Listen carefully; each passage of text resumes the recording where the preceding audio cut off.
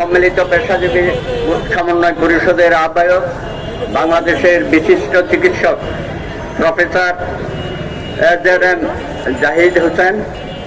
আমার ডান পাশে আছেন আমাদের পেশাজীবীদের শীর্ষ নেতা গণি কাদের চৌধুরী এবং আমাদের শ্রদ্ধেয় অধ্যাপকবৃন্দ এবং বিভিন্ন পেশাজীবী নেতৃবৃন্দ, সমবেত বন্ধুগণ।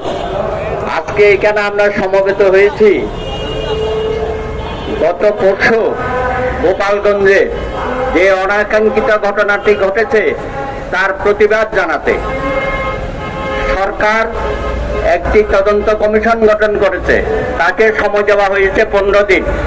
এটা কি জাতির সাথে মশকরা করেন? যে তদন্ত কমিশন 3 দিনের রিপোর্ট দিতে পারে, বড়জোর 1 সপ্তাহ। 15 দিন দেওয়া মানে কোন তদন্ত ইনসাইড করবে না। কারণ ঘটনা ঘটিয়েছে এনসিপি। তোমরা সারা দেশে পদযাত্রা করছো, হঠাৎ করে বলছো march to Gopalganj, march to Gopalganj. কি এটার উদ্দেশ্য কি? তোমরা মার্চ টু স্বরাষ্ট্র মন্ত্রণালয় করবা।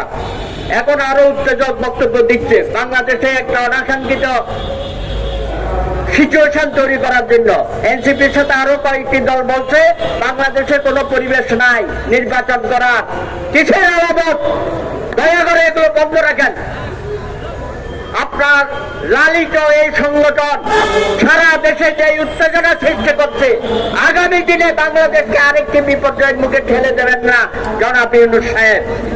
আপনি নোবেল পেয়েছেন, নোবেলের মতো কাজ করেন, কিন্তু যেই ধরনের ঘটনা বলি আপনি এখানে সৃষ্টি করছেন, মুখ জাস্টিসের নামে মানুষের ন্যায্য বিচার অধিকার পাওয়ার থেকে বঞ্চিত করছেন, এটা বাংলাদেশে চলতে দেওয়া যাবে না। আমরা পেশাজীবী সংগঠনের নেতৃবৃন্দ আমরা বলতে চাই, জনাব ইউনূস সাহেব সময় থাকতে জনগণের আকাঙ্ক্ষা অনুযায়ী লন্ডন বৈঠকের মধ্য দিয়ে বাংলাদেশে যে স্বস্তি ফিরে এসেছে সেটাকে কাজে লাগিয়ে মান সম্মান রক্ষা করে দ্রুত একটি সুষ্ঠু নির্বাচন ফেব্রুয়ারিতে দিয়ে মান সম্মান নিয়ে বিদায় হন। না হয় আপনিও ফখরুদ্দিন মঈনুদ্দিনের মতো পালিয়ে যেতে বাধ্য হবে। আমরা আপনাকে হুঁশিয়ার করে দিচ্ছি, আর যেন গোপালগঞ্জ সৃষ্টি না হয়।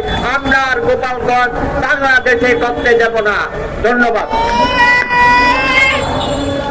সংগ্রামী পেশাজীবী নেতৃবৃন্দ, আমরা আজকের এই সমাবেশ থেকে সরকারের কাছে আহ্বান জানাচ্ছি, প্রশাসন থেকে ফেসিবাদের দালালরা যারা দেশের স্বাধীনতা সার্বভৌমত্বের জন্য শত্রু, গণতন্ত্রের জন্য শত্রু, মানবতার শত্রু, এইসব ফ্যাসিস্টের দালালদেরকে অবিলম্বে বরখাস্ত করতে হবে।